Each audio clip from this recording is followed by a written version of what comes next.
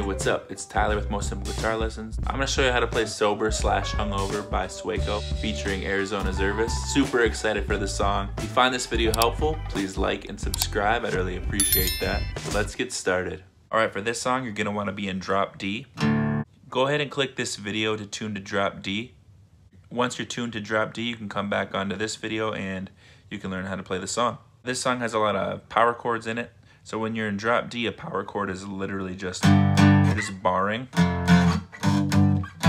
So let's just take either your pointer or your middle, doesn't matter, or your ring, and you just bar. Like let's say we're playing a power chord on the 5th fret, we'll just bar 5, 5, 5 with the first 3 strings there. And you can move that anywhere. And then obviously the low note will be drop D. The main chords in the chorus will start out at 9 up here, right? So you just bar that, and then it 1, 2, do, go down to 5, and then you'll go down to open, up to 7, and then halfway through that last chord, you're gonna scoot it up 1 more to 8. It's kind of an interesting little transition, but so all together it should sound like.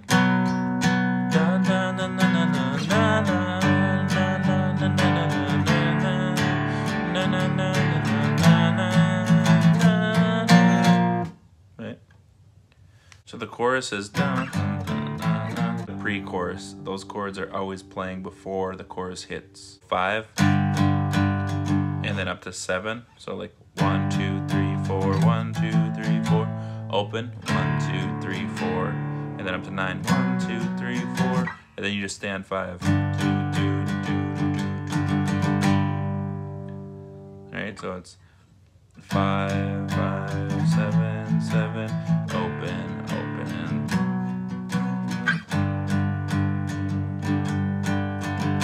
So that's the pre-chorus. So the bridge starts at a 9 and just chromatically walks down 9, 8, 7, 6, 4 hits on each of those chords.